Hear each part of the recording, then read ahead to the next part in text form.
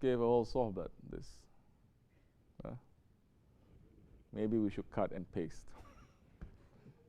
Those of you who were there when I gave the sohbat at Maghrib time, you will know.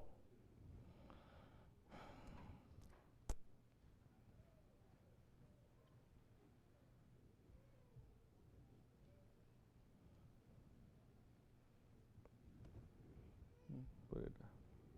Thank you. Yeah.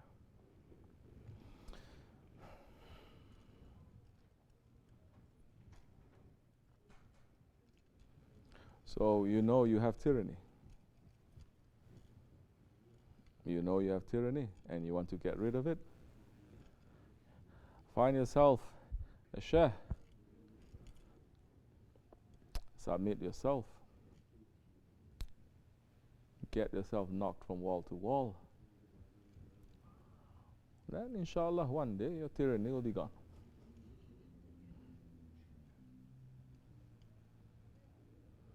It's going to use others. It's going to use things. So many things are just going to be rubbing you like this. It's going to make you to understand. And it's going to make you to feel. What is it that you are doing? And that time, you'll stop. You will understand. You don't have a guide, it is impossible. Impossible. Because everyone makes excuses. Everyone makes excuses. Let me just say for an example, I said to someone, I'm just making a joke here, but it's a real thing. I said, do you believe you're a tyrant? And that one said, what, me? No, I'm not tyrant.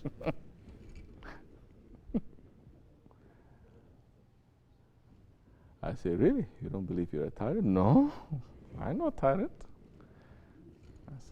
And then I say, have you ever felt so upset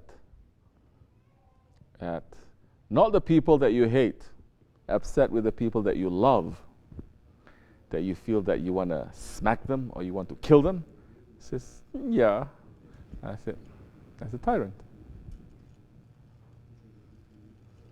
And we open up a little bit more. We open up a little bit more. Then you're going to understand, every act of disobedience to our Lord, Allah subhanahu wa ta'ala, is an act of tyranny. Because what is a tyrant? What is a tyrant? The one who is cruel to someone. The one who has some power, and he used the power to be extra cruel. Let me just put it in very simple terms.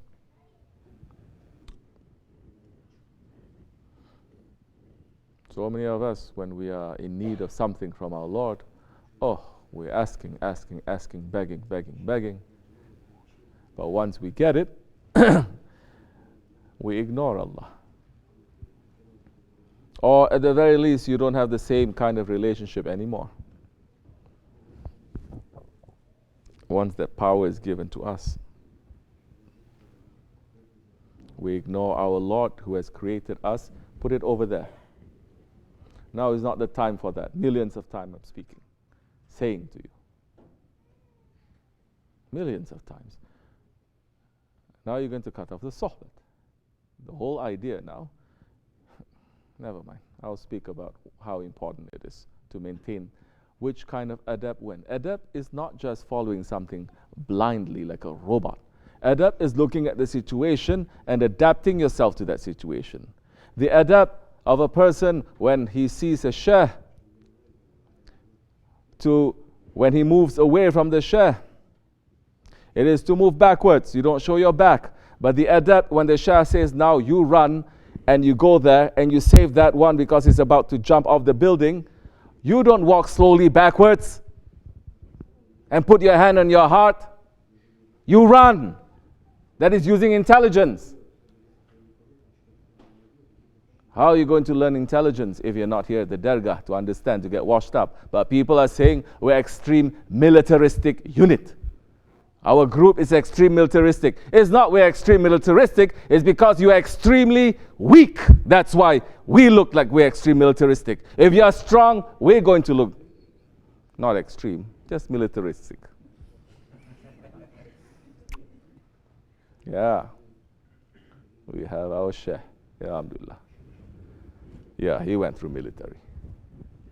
What did you go through?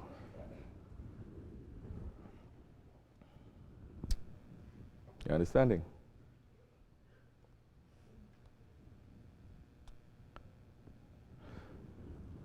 So now,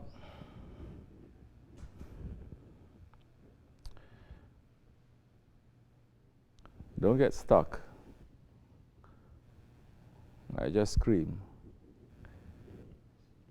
People without intelligence, they're going to say, you see, that is a tyrant. Isn't it? That's the behavior of a tyrant. But if you look at it, just to pull back, you know, Sheikh Effendi calls me a Hoja. It doesn't matter what you call me. Sometimes some people call me a Sheikh. Doesn't matter. To me, what title you put on me, even if it's a donkey, because I know my work and I'm trying to do my work. But I make it a little bit easier. Sheikh Effendi always tells me, make them to understand, break it down for them. I'm not just going to put it there, I'm going to break it down to understand. For now, maybe later on I'm not going to. So people are going to say he's screaming, he is a tyrant, because the behavior of a non-tyrant is he's smiling, so soft-spoken, and doesn't say anything. Like they say, you're so cool, the butter is not going to melt in your mouth because you're so cool. But look in that situation now. You just think. The situation now is what? You know how delicate the sohbat is. The Prophet ﷺ, he would react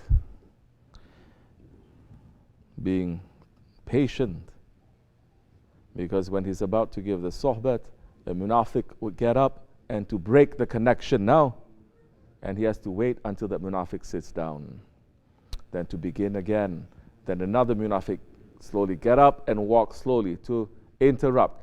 That action, if you're going to judge with your eyes, what did that man do? He didn't do anything. Such a nice guy. He's just standing up and walking across the room. This is such a nice guy. He made tea for us and he's just giving it. But you're not looking at that whole situation now. I mean, he is a nice guy. I'm just using him as an example. But you must look at that whole situation now. Who is being a tyrant? Now they're going to say, but Prophet didn't yell, you do. I say, that's good, because I'm not a prophet. This is my permission to do. I'm following my Shaykh. Are we understanding? And the whole point, yelling or not yelling, smiling or barking, it doesn't matter. That is just a method. The important thing is, do you get it or you don't get it? You don't get it through the smile, you're going to get it through the barking. The important thing is you get it. In these days, any means necessary, they're saying, for them to understand.